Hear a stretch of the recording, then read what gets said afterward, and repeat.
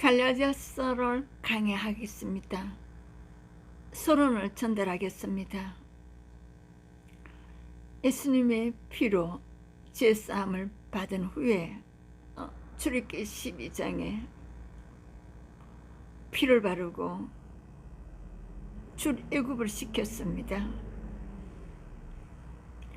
하나님은 강력 교회 생활을 통하여서 하나님의 언약의 말씀을 주셨습니다.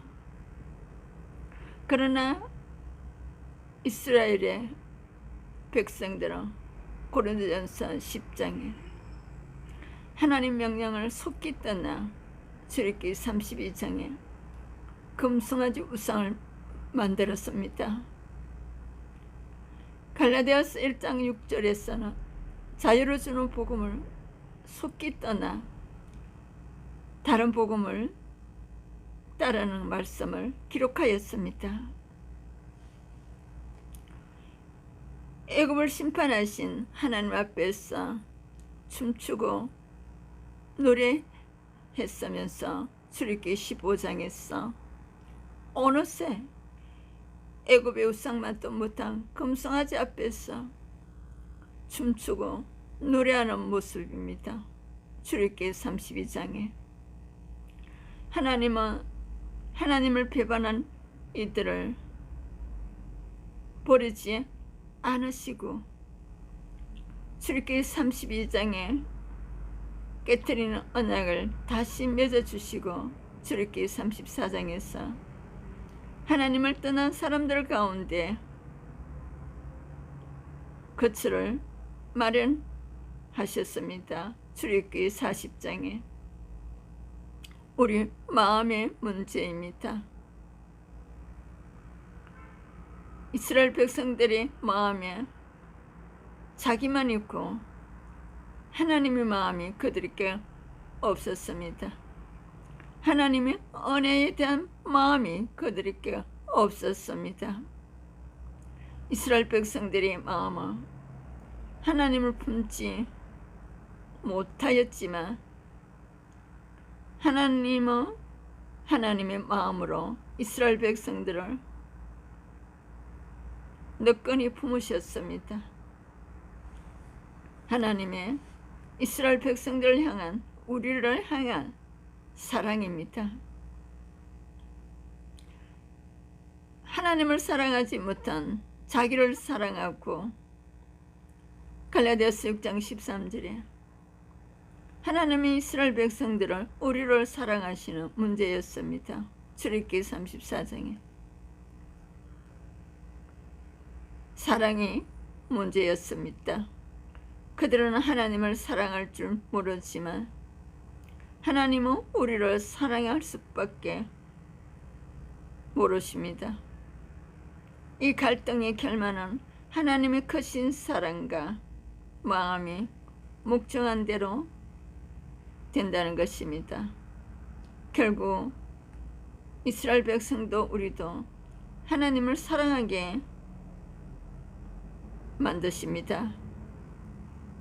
출애굽기 36장에 하나님께서 아낌없이 드리고 출애굽기 40장에 하나님 명령대로 살며 갈라디아서 6장에 그리스도의 십자가를 자랑하고 갈라디아서 6장에 예수의 흔적을 자기 몸에 새기는 은혜가 있었습니다. 12사도들과 히브리서 11장에 예수 믿는 믿음의 선진들은 십자가를 자랑하고 하나님께 아낌없이 드리고 예수의 흔적을 자기 몸에 새긴 믿음의 선배들입니다. 선진들입니다. 사랑이 공명하는 순간 동거와 동행이라는 아름다운 이야기가 펼쳐지고 있습니다. 하나님의 크신 마음과 한결같은 사랑 속으로 갈라디아서를 통하여서 들어가 보겠습니다. 갈라디아서에서 자기 애를 벗고 하나님 사랑에 내 삶을 맡겨보시기를 바랍니다. 갈라디아서를 통하여서 예수 그리스도의 복음은 오히려 우리를 자유롭게 하는 하나님의 능력의 은혜입니다. 우리를 축복하는 것은 무엇입니까? 그리고 우리를 축복하는 것에서 우리를 자유롭게 하는 것은 무엇입니까? 그 자유에 관한 지식뿐만 아니라 과연 우리는 그 자유 자체를 소유하고 있는지, 갈라디아서의 핵심적 구조는 속박과 자유에 대한 기록된 말씀입니다. 인간이 자신의 힘으로 헤어나올 수 없는 지옥의 속박에서, 사단의 속박에서, 죄의 속박에서 노임을 얻게 되었다는 소식이 바로 복음입니다. 이 편지는 갈라디아 지방의 이방인 그리스도인들에게 유대인들의 율법과 할례를 부과하려 하던 유대파 그리스도인 교사들 때문에 기록되었습니다.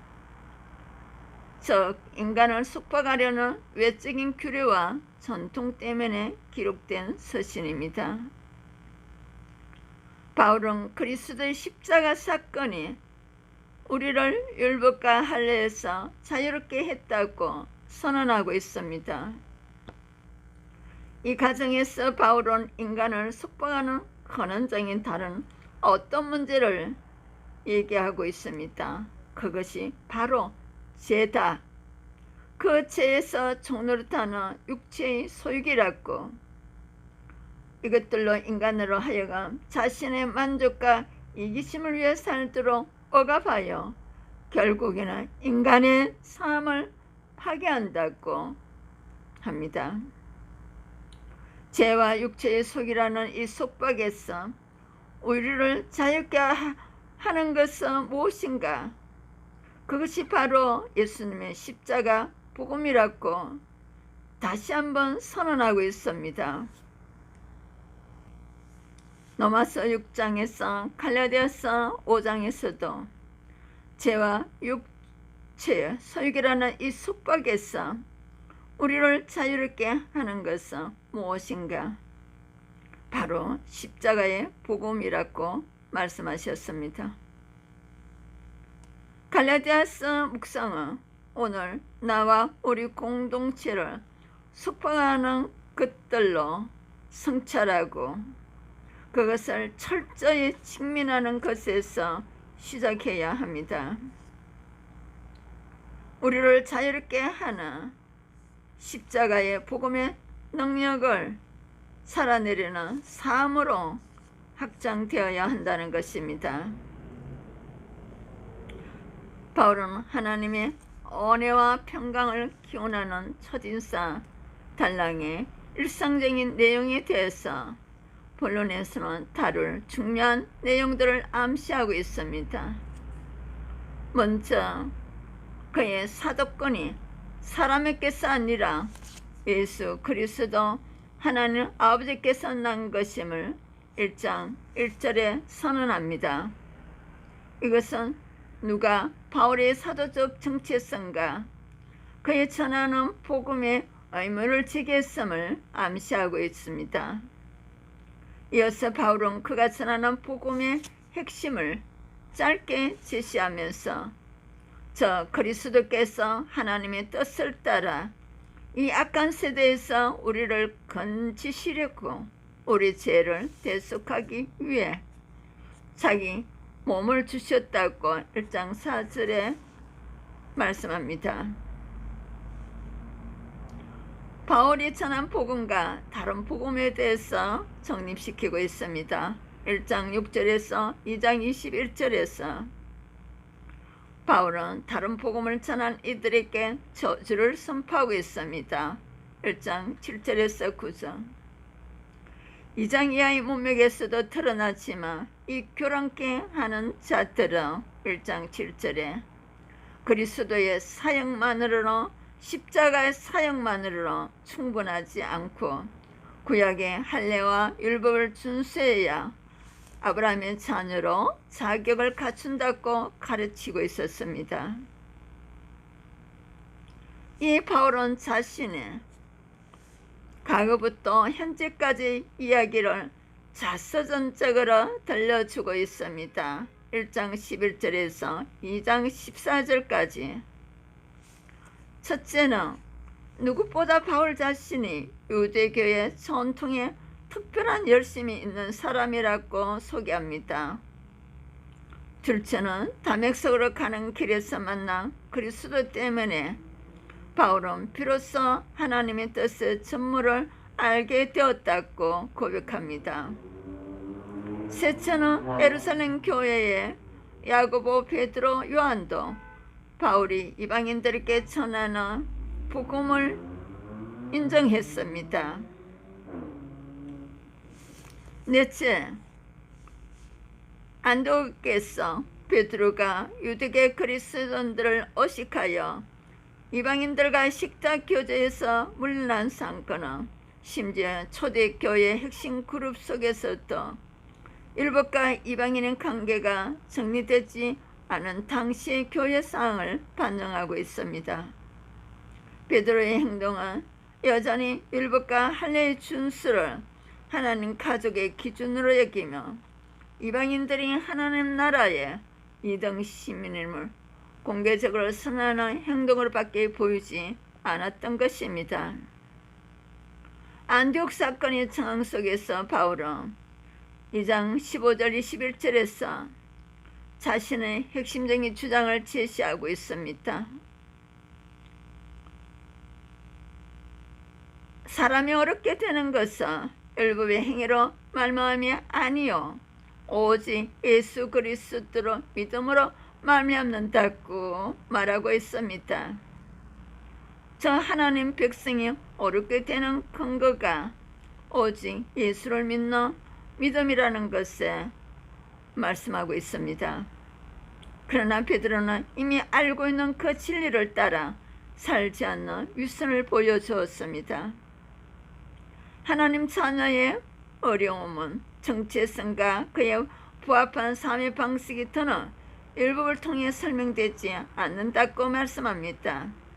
하나님의 자녀는 예수 그리스도와 함께 십자가에 못 박혀 이 악한 세대와 세상을 향하여는 죽고 하나님을 향하여는 살아난 사람들입니다. 2장 19절에서 그리스도 안에 있는 자들이며 그들 안에 계신 그리스도로 살아가는 자들입니다. 갈라디아서 2장 20절에 저기 이제 하나님의 자녀는 율법이 아니라 그리스도의 관계가 그 정체성과 삶의 방식을 규정한다는 것입니다.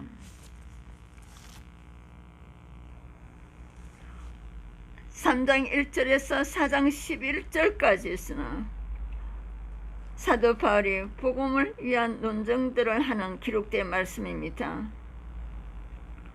바울은 자신의 선교 사역 중 목격한 갈라디아 성도들의 성령 체험을 초점으로 3장 1절에서 5절에 제시하고 있습니다. 이방인인 그들에게 성령이 임한 것은 오직 예수의 복음을 듣고 믿었을 때라고 합니다. 바울에게 성령의 임재는 아브라함의 자손들에게 약속하신 복음의 핵심입니다. 이 일이 율법과는 아무런 상관없이 일어났다는 사실을 바울은 상기시키고 있습니다. 이어지는 단락에서 바울은 예수를 믿음으로 얻는 어려움의 진리를 구약성경 해석을 통하여 논증하고 있습니다. 3장 6절에서 14절. 특히 바울은 아브라함이 하나님을 믿으며 갈라디아서 3장 6절, 창세기 15장 6절에 그것을 그에게 의로 정하셨다고 합니다. 갈라디아서 3장 11절과 하박국 2장 4절을 통하여서 의인은 믿음으로 살리라는 이 두 구절을 핵심 구절로 인용하고 있습니다. 이 구절들은 할례와 율법의 준수가 아니라 예수 믿는 믿음이 아브라함의 자녀의 공통된 표지임을 미리 선포하는 역할을 하고 있습니다. 반면 율법의 역할은 죄와 저주와 연결되고 있습니다. 갈라디아서 3장 10절에 신명기 27장 26절에서 나무에 달린 그리스도께서 우리를 위해 율법의 저주를 당하셨다고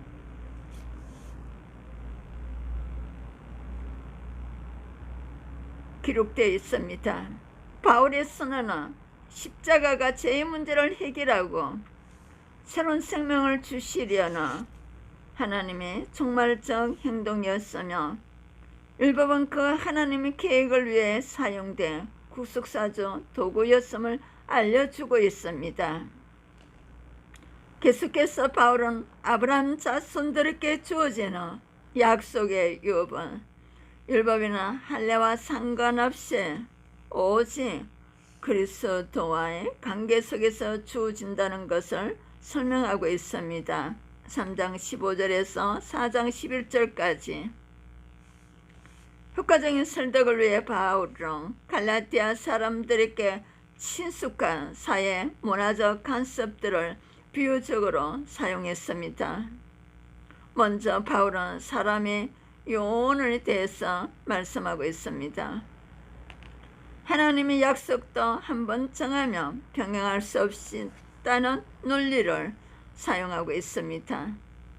믿음을 통해 약속의 유업에 참여한다는 원칙은 하나님이 아브라함에게 미리 정해주신 430년 후에 모세를 통해 주신 율법이 이를 변경할 수 없다는 것입니다.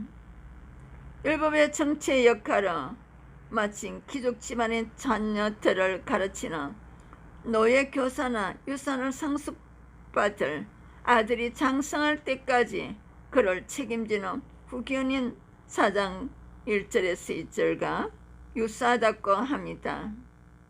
초등교사의 후견인의 역할이 끝날 날이 정해져 있는 것처럼 율법의 역할도 그리스도가 오실 때까지 하나님의 때가 차서 이미 그리스도가 오셨으므로 이제는 그리스도를 통해 그 약속의 유업에 자유롭게 참여하게 되었다는 것입니다. 또다시 율법과 할례를 통해 그 유업에 참여하라는 것은 약하고 천박한 초등학문으로 돌아가는 것과 같다고 갈라디아서 4장 9절에 기록하여 주셨습니다. 모든 이방인이 너로 말미암아 복을 받으리라 는 아브라함 언약은 유일한 아브라함의 자손이 그리스도를 통해 마침내 성취되었습니다. 넷째는 4장 12절에서 6장 10절까지 복음의 진리로 살아내라는 호소를 하고 있습니다. 갈라디아 교인들을 향한 바울의 첫 권면이 너희도 나와 같이 되기를 구하노라 눈여겨보아야 될 것입니다. 바울이 말하는 나는 누구인가? 그의 자서전적 진술에 따르면 바울은 율법에 특별한 열심을 지니고 그리스도의 교회를 핍박하는 사람에서 그리스도와 함께 십자가에 못 박히고 그리스도 안에서 살아가는 사람으로 변화된 사람입니다. 갈라디아 성도들도 바로 그런 바울처럼 되라는 것입니다. 갈라디아서 4장 19절에서는 이것이 바로 너희 속에 그리스도의 형상을 회복하는 바울의 권면이란 뜻입니다. 그리스도 안에 있는 아브라함의 언약의 모든 유업을 뒤로하고 율법과 할례를 추종하는 것은 결국 종의 멍에를 매는 것과 같다고 합니다. 5장 1절에서 바울은 사라와 하갈 이야기 비유를 사용하고 있습니다. 갈라디아서 4장 21절에서 31절에 믿음의 성령이 아니라 육체의 할례를 따라 난 자들은 약속의 유업에 참여하지 못한다고 강하게 경고하고 있습니다. 결혼케 한 자들은 당시 유대인들이 이방인들에게 선전한 것처럼 모세 율법이야말로 갈라디아 교인들에게 완벽한 윤리적 지침을 제공한다고 설득했을 것입니다. 율법에서의 자유가 자칫 윤리적 방종을 낳을 수도 있다는 염려 때문이었을까요? 바울은 너희가 자유를 위하여 부르심을 입었으나 그 자유로 육체의 기회를 삼지 말고 오직 사랑으로 서로 종노릇하라고 갈라디아서 5장 13절에 권면하고 있습니다. 사랑이야말로 온 율법의 성취입니다. 그리스도의 법의 요체입니다. 그리스도께서 우리를 사랑하셔서 십자가에서 자신을 내주신 것처럼 서로 종이 되는 삶이야말로 그리스도와 함께 십자가에 못 박히고 그리스도 안에서 살아가는 이의 모습일 것입니다. 베드로전서 1장 14절 15절에서는 하나님이 거룩함으로 우리를 거룩성을 회복시키는 줄 믿습니다. 로마서 12장에서는 우리의 일상적인 삶이 예배라고 산 예배라고 말씀하셨습니다. 마태복음 5장 13절 16절에서는 소금과 빛의 삶이 착한 행실의 삶이 하나님께 영광 돌리는 삶이라고 하셨습니다. 믿음은 사랑의 행위로 나타날 수밖에 없습니다. 이러한 삶을 육체의 소욕을 거스르고 성령의 소욕을 따르는 삶으로서 규정하고 있습니다. 갈라디아서 5장 16절에서 26절 말씀에서 성령과 대조되는 육체는 자신의 만족만을 위해서 이기적으로 사는 인간의 제약된 본성을 지칭하는 바울의 언어였습니다.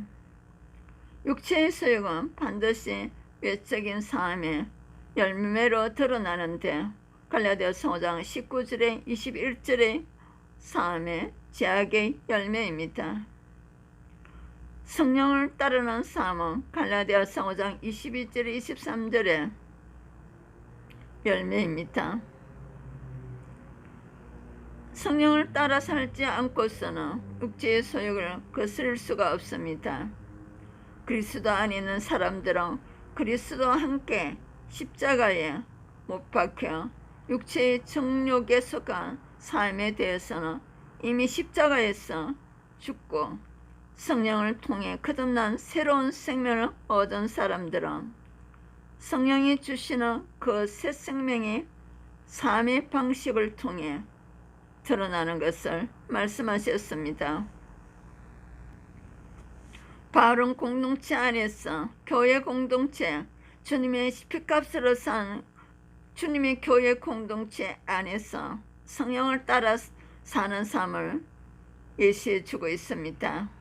성숙한 자들은 죄를 범하는 형제 자매들 속에 있는 죄성을 함께 고민하고 연약한 자들의 무거운 짐을 기꺼이 짊어지는 이들입니다.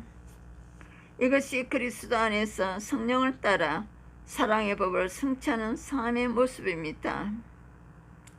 연약한 자들이 그 죄성을 떠날 수 있도록 함께 기도하고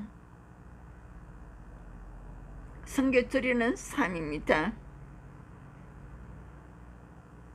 신앙 공동체로 주님의 피값으로 산 교회 신앙 공동체를 세우기 위해서 각자는 성령의 소욕을 따라 자신의 분수대로 섬기며 가르친 자들을 존중하며 갈라디아서 6장 6절에 6장 9절에서 10절에 교회 안팎의 모든 일을 향해 선한 일에 힘써야 될 것입니다. 6장 11절에서 18절에서는 갈라디아서 핵심을 요약하고 있습니다. 그리스도의 은혜를 빌며 끝인사를 나누기 전에 바울은 그의 주장을 다시 한번 요약하고 전달합니다. 결혼케 한 자들이 그리스도와 함께 할례를 전한 것은 십자가에 달린 메시아를 전함으로 받는 박해를 면하고 이방인들께도 할례를 전했다는 칭찬을 동료 유대인들께서 듣기 위함이라고 합니다. 6장 12절에서 13절에 바울은 그리스도의 십자가만 자랑합니다. 예수의 십자가를 통해 하나님을 대적하는 세상을 향하여 죽고 비로소 하나님을 향해 살아났기 때문입니다. 십자가로 죄의 숙박에서 해방되었기 때문입니다. 지옥에서 사단에서 해방되었기 때문입니다. 유대인과 이방인은 할 것 없이 그리스도와 함께 세상을 십자가에 못 박고 새 창조에 이른 사람들입니다. 바로 하나님의 사람들, 영적 이스라엘입니다. 예수를 위해 핍박받아 지니게 된 몸의 흔적은 바울 자신이 그 새 창조 새로운 이스라엘에 속했다는 증거이며 그리스도의 사도라는 증거인 것입니다. 갈라디아서의 핵심 메시지는 첫째는 십자가에서 나타난 하나님의 은혜와 그리스도의 사랑입니다. 바울은 편지의 서두에서 그리스도께서 우리 죄를 위해 자신을 내어주셨다고, 이를 통해 이 악한 세대에서, 지옥에서, 사단에게서, 죄에서 우리를 건지셨다고 합니다. 그리고 이 모든 것이 하나님 아버지의 뜻을 따라 이루어졌다는 복음의 핵심 내용을 선명하게 1장 4절에서 밝혀주고 있습니다. 죄는 인간의 자기중심성입니다. 아담 하와가 하나님 중심이 아니라 인간 자기중심으로 선악과를 따먹었기 때문입니다. 이것은 결국 하나님의 계획을 철저히 거부하고 자신의 만족과 이기적인 동기만을 위해 사는 경성을 낳게 되었으며, 이를 육체라는 단어로 표현하고 있습니다. 이 육체는 반드시 육신의 정욕 형태로 나타나고 갈라디아서 5장 19절 21절에 악한 열매들을 맺는다고 합니다. 그리고 그 열매들은 구체적인 삶의 방식을 형성하며 이것이 바로 이 악한 세대와 이 세상의 풍조를 붙잡혀 살아가는 인간의 타락된 모습이라고 말씀하고 있습니다. 하나님은 이러한 삶을 미래의 심판대에서 벌하시겠지만 육체의 정욕을 따라 사는 삶은 지금도 충분히 비참함을 깨달으시기를 바랍니다. 갈라디아서 5장 19절에 21절에 예수님의 십자가의 복음은 이러한 인간의 비참한 상황에 대한 하나님의 대답입니다. 하나님은 죄의 노예가 되는 삶에서 우리를 건지시고 그 죄의 결과인 지옥과 사단님께서 쓰임받는 죄의 저주에서 구하셨습니다. 무엇보다 지독한 자기애에 빠져있는 인간을 향한 하나님의 변함없는 사랑을 확증해 주셨습니다. 그 하나님의 사랑은 십자가 위에서 아들을 내어주심으로 이 세대 한가운데에 결정적으로 계시되었습니다. 아들 또한 자신을 희생하심으로 아버지를 향한 순종과 우리를 향한 사랑을 동시에 보여주셨습니다.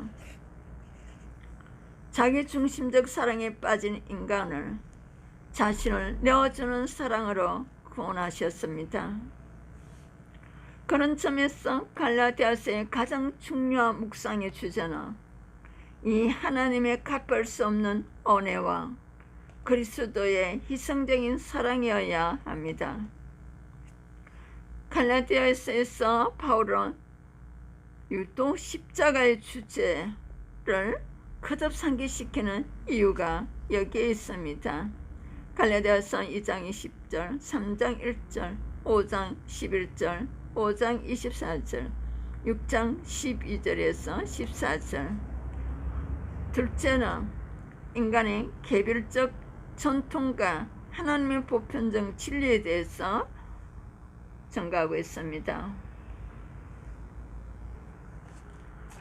교란한 유대인들은 율법과 할례를 이방인 성도들에게 부과하려 했습니다. 율법과 할례는 그들이 추정하는 대로 하나님이 이스라엘에게 주신 은혜의 표현임에 틀림은 없습니다. 그러나 그것은 구약 유대인들과 하는 특수한 민족과 문화의 눈높이에 맞춰 하나님의 은혜를 표현하신 개별적인 방식이었습니다. 한 분 하나님은 모든 민족의 창조주와 심판자로 각 민족이 지닌 개별성을 존중하셨습니다. 유대파 거짓 교사들은 하나님이 유대인들을 대하신 방식을 모든 민족에게 보편화하려 했습니다. 모든 민족을 구원하시기 위해 하나님이 준비하신 은혜의 보편적인 수단은 그리스도 십자가뿐이었습니다. 특정 민족과 문화적 전통이 아무리 탁월하다 하더라도 다른 민족과 문화권에 속한 이들에게 그것을 부과하는 것은 예수를 믿는 믿음 이외의 다른 어떤 행위를 요구하는 것입니다. 그것이 어떤 형태의 규례를 형성할 때 그 전통 밖의 사람들에게는 멍해가 될 수밖에 없습니다. 한편 바울은 이방인 그리스도인들이 유대인들의 율법과 할례의 멍에에서 자유해졌다고 선언하는 동시에 그들이 이 세상의 초등 학문에서 자유로워졌다고 선언하고 있습니다. 여기에서 초등 학문이란 특정 지역과 집단의 삶을 지배하고 다스리는 기본적인 원리 혹은 그 뒤에 있는 영적인 세력들을 지칭하는 말입니다. 어떤 집단원들의 생각과 행동을 지배하는 종교적 전통이나 정치적 이념, 경제적 체제 등이 이에 해당하고 있습니다. 이러한 초등 학문이 더는 교회의 삶을 지배하지 못하도록 경계하고 있습니다. 그리스도인들은 종종 자신이 지닌 정치, 경제적 이념이나 철학적 원리로 기독교적 가치와 동일시하려는 위험에 빠질 수가 있습니다. 이런 것들이 다른 사람들에게 강요될 때도 공동체 구성원들을 속박하고 공동체를 심각하게 분열시키고 있습니다. 주님의 교회 안에서, 예수님의 교회 안에서 우리를 하나님의 자녀되게 하는 유일한 토대는 그리스도 십자가와 성령입니다. 그 확실한 일치와 토대 위에서 서로 다른 전통과 이념을 지닌 지체들에게는 자유와 다양성을 허락하는 성숙한 자세가 필요합니다. 유대인이나 헬라인이나 종이나 자율이나 남자나 여자는 오직 그리스도 안에서 있는 그대로 같은 하나님의 자녀로 부름을 받았다는 사실을 갈라디아서 3장 28절을 기억해야 될 것입니다.